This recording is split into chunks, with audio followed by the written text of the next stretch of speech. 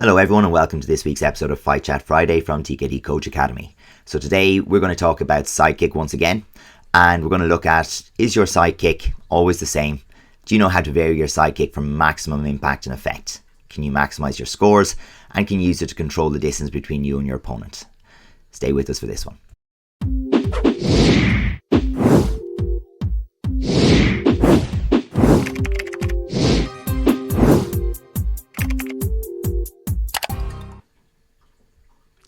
Everybody, welcome back to Fight Chat Friday. So this episode, we're going to have a look at how you can vary your sidekick in two specific ways, making it kind of shorter where you can carry to contact and use different variations from there, and when you need to keep it longer and use and maintain the distance between you and the opponent, and the benefits of each, and when are good times to look at each. So this is kind of really how to bring that sidekick up to a level now where it's a bit more advanced. So we're coming away just from the basic use of lifting the leg and trying to score. So we're going to look at real intricate details of what makes it like a high level technique that people can use very effectively. Yeah, so I suppose very, very simply put, it's thinking about what the shot is for rather than just throwing the shot that you have. Mm-hmm. Definitely, okay, yeah. Let's start with that long one then. So a long, direct shot with the sidekick. Yeah, I think that this is one that people actually start off doing when they're beginning and then kind of fall away from it. Now, one thing you'll notice is the lean of the body. So in this particular one here, Dylan in red is actually very unique in how he can hold his body with this. But most people, when they use that long, direct one to the hip being the longest point, then they will naturally just lean a little bit more. And that's more visual then as well, because if you make contact with this, it will be more like stabbing, more contact on it, and a bit more power behind it, as well as a clear visual for the referee. We should see that body lean a little bit clearer with Giles here. Yeah, definitely. Yeah, I think that when you see that, it's like just that lean of the body as it extends. It gives you that extra, maybe an extra foot length, really, and that will make all the difference between contact and non-contact. And what we do need to notice as well is, you see here in the first two clips, is to get any purchase on a sidekick, it can't be just a one and done. And we mentioned this before with the clip we did on Magomed from his Euros run, that you probably are looking at maybe 6, 7, 8 techniques before you bring one clearly into land. Yeah, it does so often vary. And, there is that element of controlling the distance and drawing your opponent into kind of a little bit of a comfort zone around the distance that your sidekick is going to take. And your ability to vary singles, doubles, and the length of it, as we're talking about today, really impacts on that. But speaking about Magomed, we'll have a little clip from him as well. Yeah, you see he gets a nice lean on his, he's very long. And then to see what you got to remember about this is the natural counter for a middle section sidekick, at least, is usually going to be the front hand or the back hand, essentially coming over the top with hands. And you see that's what red here kind of goes for. But as well, that if you lean, then you're bringing your body weight back further and your head. Yeah. So then that target is even increased further. So the distance is increased as well. Obviously, there's downsides to that as well. It's harder for you to kind of push forward yourself quicker because your mass essentially is behind you. So you have to pick that up, adjust it over the middle of the body and carry that forward. So that's something that you have to be aware of. But if you can use this effectively, it's very, very clear. You can see it's very clear here that he's picking off on the hip.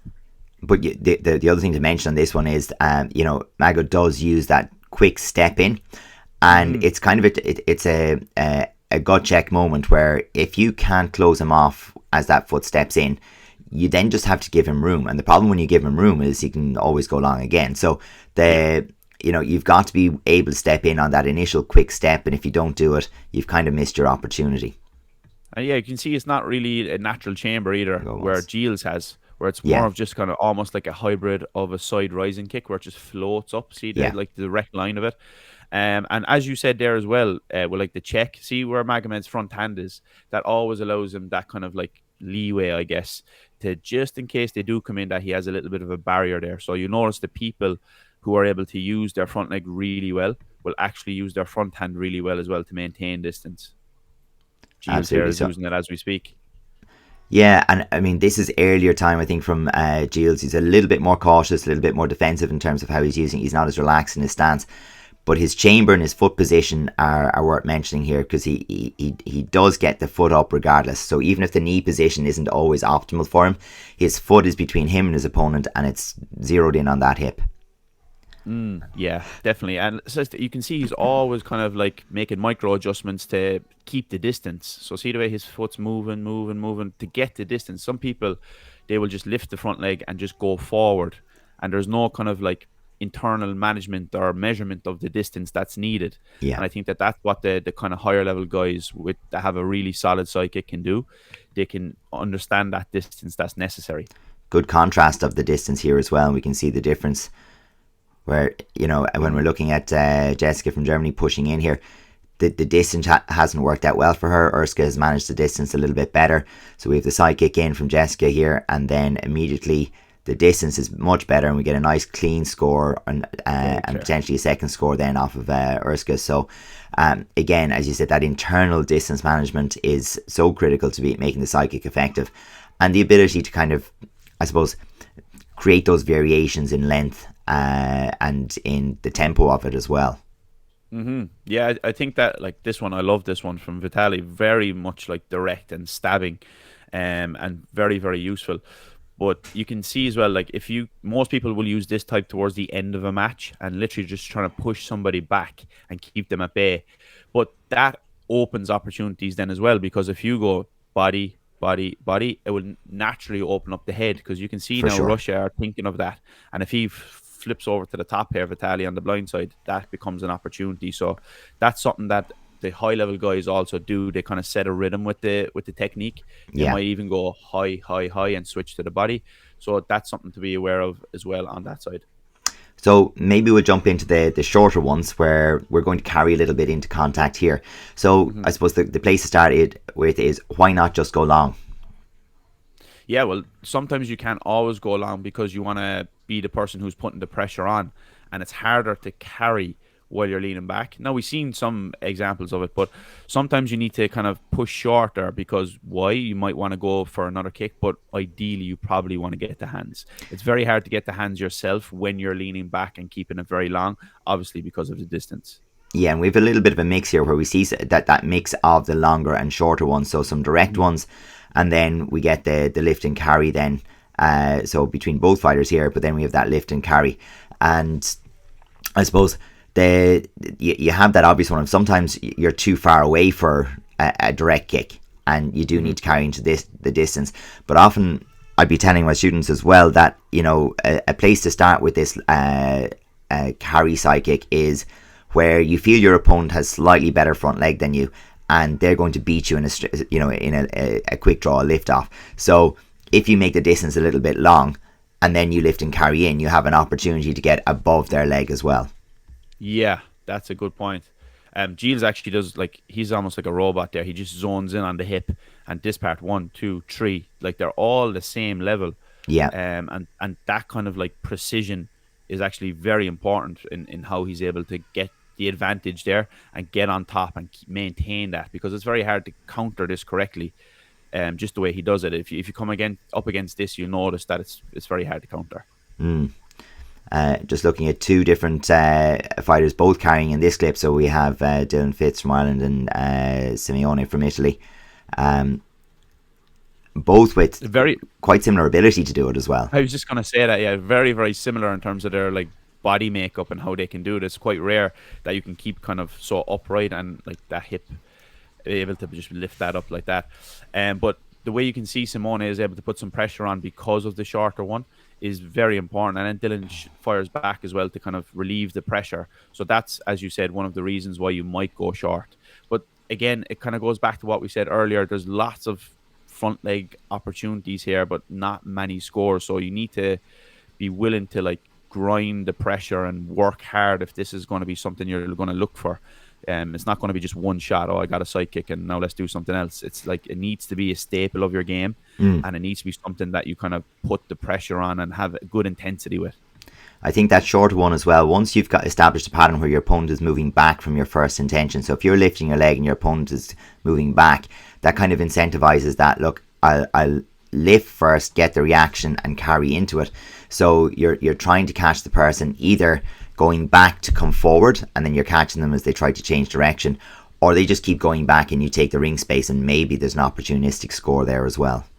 Yeah, for sure. I think on the short one as well, it's important to mention, this clip highlights it a little bit, that there is a difference between what we call like a flick and a kick. Yeah. So we can see Anna here goes more turning kick, Yap Dolyo kind of style, where there's a little bit more of a direct line from Katja with more side kick. So like that is an important factor as well. There's a time and a place for each one, so you need to be aware of that as well. But even the counter that is exposed here as well, like the fact when you carry your leg like that, more so in the female side of the game, I think, but it's also there for a lot of the guys. The opportunity to take the spin under is definitely there, because the leg is up in the air for longer. There's more time to read the situation. Yeah, usually the females kind of have the knee that little bit higher as well, and flick with it a bit more. This is a great one. So like you see that the knee is the same the whole way, and if you just lean and stop, that's the worst thing you can do against somebody coming forward with their front leg. So try to avoid leaning back like we see here and waiting to drop the leg to come in. It's not the best idea. Yeah, and very easy for Marcia then to change it to the dodio when the initial pinning action here is the side kick, and then okay, now we'll change it, and that's potentially 6 points. I mean, there's no coming back from that really in most matches. Yeah, that's a great way to get a few kicks off. We said you need a couple to get your score, but here she got 2 headshots, one after the other, off one that action side kick. So yeah, if you can work off that, that's another reason to carry. You see, if you carry shorter, you have that opportunity to keep going. You see her body is a bit taller, and then she leans at the end of them to get that full extension. So you're carrying until you're going for that score. And of course we have that universal chamber idea that from here she could go over the shoulder with a hacks, and change from the initial intention to the side kick, and it just depends on the person's hip mobility, but that's usually an option. Mm-hmm. Yeah, definitely. And one of our favorite Neil clips. That is just so quick. Again, if you can put that pressure on, and like you can see here, Rudolph has to go back. He doesn't have an option. So if you get up fast, get up early, and put that pressure on with it, it's a great way to be able to put pressure on people, and mix and match that then with the long and the short one is the key. So taking us on to that next little bit of how do we go about training this? Yeah, so that's what we're going to look at today in the member section. We're going to look at how to adjust it, when to adjust it, and when to be mixing and matching. So we're going to look at some rhythms you can set, some maybe like traps and things like that. So really how you can take this kick from being like a mid-level, good, solid side kick to that advanced level with the kind of intricate tips and tricks that make all the difference. The basics done well. Exactly, yeah. All right, folks. Well, that's us for this Friday. We'll catch you next Friday with another episode of Fight Chat Friday. And of course, if you're with us in the member side of things, we'll see you very, very shortly with a little bit of how to train these 2 variations on the side kick. See you next time. In the next one.